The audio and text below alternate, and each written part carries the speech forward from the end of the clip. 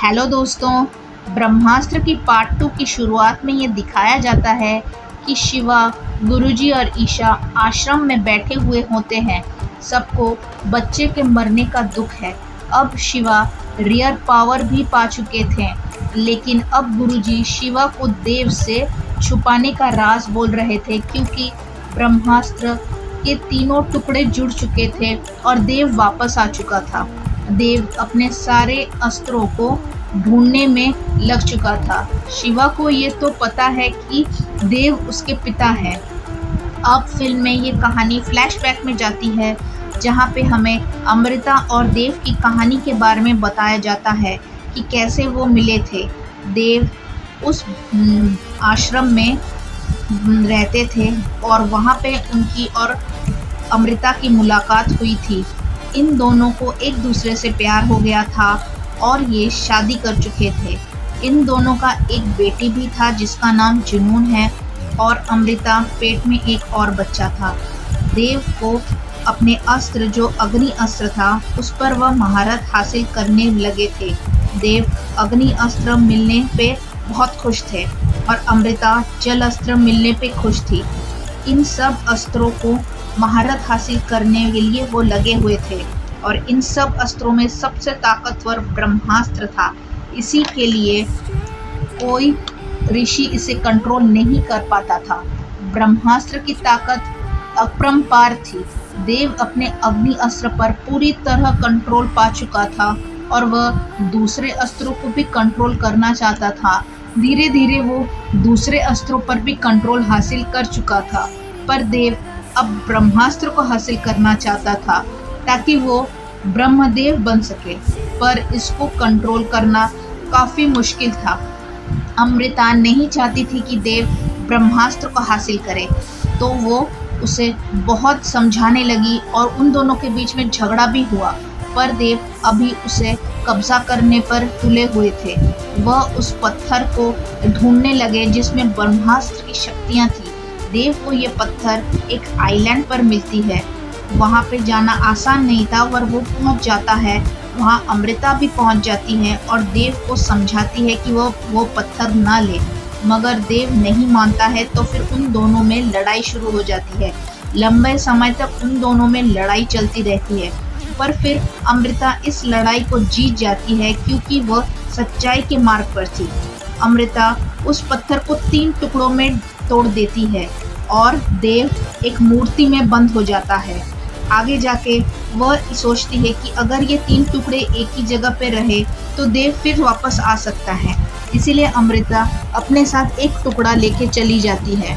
तो बाकी जब आश्रम के लोग वहाँ पहुँचते हैं और वह देखते हैं कि 2 टुकड़े पड़े हुए हैं, तो उन्हें लगता है कि अमृता मर चुकी है, पर असली में अमृता वहाँ से चली गई थी और वह अपना सारे अस्त्रों का ज्ञान त्याग के नॉर्मल ज़िंदगी जीना शुरू कर चुकी थी। वह अपना ये आश्रम की ज़िंदगी पीछे छोड़ चुकी थी। गुरुजी का रोल अमिताभ बच्चन ने निभाया है। वह एक पत्थर मोहन यानी शाहरुख खान को दे देते हैं, जिसके पास वानर अस्त्र है, और दूसरा वह पत्थर अनीश शेट्टी यानी नागार्जुन, जिसके पास नंदी की शक्ति है, वह उसको दे देते हैं। अमृता का एक बेटा होता है जिसका नाम शिवा रखा जाता है। एक रात घर पर भयंकर आग लग जाती है। अमृता के पास जल अस्त्र त्याग देने के कारण, कोई ताकत न होने के कारण वह जलकर मर जाती है। देव को कुछ नहीं होता है, क्योंकि उसके अंदर उसके पिता की तरह अग्नि की शक्तियाँ है, जिसके कारण अग्नि उसका कुछ नहीं बिगाड़ पाती है। अब ये दिखाया जाता है कि उसकी आखिरी निशानी, जो एक शंख थी, वो देव के पास रह जाती है। जब ये शंख पर देव के खून के छींटे पड़ते हैं, तब ये अपना असली रूप दिखाती है। अब फिल्म में जुनून की एंट्री होती है, जो देव की बेटी है। वह अब अपने पिता के साथ 3 टुकड़ों को ढूंढने के लिए लग जाती है। जुनून वह 3 टुकड़े अलग अलग जगह से एकत्रित करने लगती है और वह उसमें सफल हो जाती है, और वह अपने शक्तियों से वो 3 टुकड़ों को प्राप्त करके अपने पिताजी को वापस लाती है। अब कहानी प्रेजेंट में दिखाई जाती है। गुरुजी शिवा को देव के बारे में सब कुछ बोल देते हैं कि वह कैसे यहाँ पे आए, वह ब्रह्मास्त्र कैसे हासिल करना चाहते थे, दुनिया का अंत करके नई दुनिया बसाना चाहते थे। इसीलिए शिवा की माँ ने उन्हें रोकने की बहुत कोशिश की थी।